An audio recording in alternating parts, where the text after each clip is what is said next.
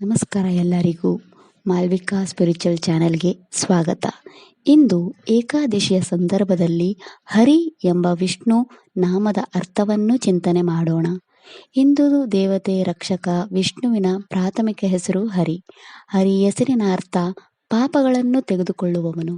ಇದು ಕತ್ತಲೆ ಮತ್ತು ಭ್ರಮೆಯನ್ನು ಹೋಗಲಾಡಿಸುವವರನ್ನು ಸೂಚಿಸುತ್ತದೆ.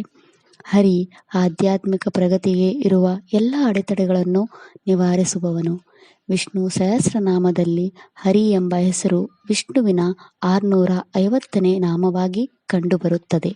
ಭಗವಾನ್ ಹರಿ ಸಂತೋಷಕರ, ನಿರ್ಮಲ, ಸರ್ವಶಕ್ತ, ಲಕ್ಷಣರಹಿತ, ಯಾರು ಪ್ರಕಟವಾದ ಸ್ಥಿತಿಗಳನ್ನು ಮೀರಿದವನು ಮತ್ತು ಅವ್ಯಕ್ತ ಲೌಕಿಕತೆ ಇಲ್ಲದವನು, ಯಾರು ಧ್ಯಾನದಿಂದ ಮಾತ್ರ ಸಾಧಿಸಬಹುದಾದವನು, ಯಾರು ಸರ್ವವ್ಯಾಪಿ ಮತ್ತು ಜನ್ಮಚಕ್ರದ ನಾಶಕ ಮತ್ತು ನಿಷ್ಠಯೋಜಕ ದಯಪಾಲಕ, ಯಾರನ್ನು ಸಮಾಧಿಯ ಸಮಯದಲ್ಲಿ ಧ್ಯಾನಿಸುತ್ತಾರೆ ಹಾಗೆ ಶಾಶ್ವತ ಆನಂದದ ವಾಸಸ್ಥಾನ ಹರಿಯಾಗಿದ್ದಾನೆ.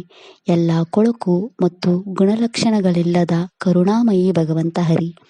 ಅವನು ಬಹುರೂಪದಿಂದ ರಹಿತನಾಗಿರುತ್ತಾನೆ. ಅವನು ಪ್ರಕಟವಾದ ಮತ್ತು ಅವ್ಯಕ್ತ.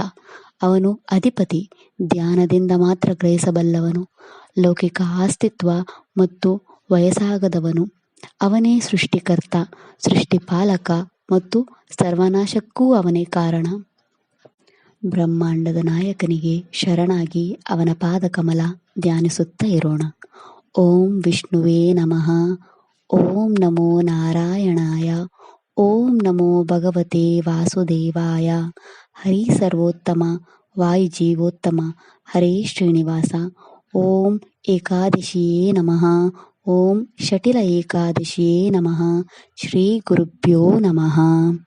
ನನ್ನ ವಿಡಿಯೋ ಇಷ್ಟ ಆದರೆ ಲೈಕ್ ಮಾಡಿರಿ, ಶೇರ್ ಮಾಡಿ ಮತ್ತು ಚಾನೆಲ್ನ ಸಬ್ಸ್ಕ್ರೈಬ್ ಮಾಡಿ. ಧನ್ಯವಾದಗಳು.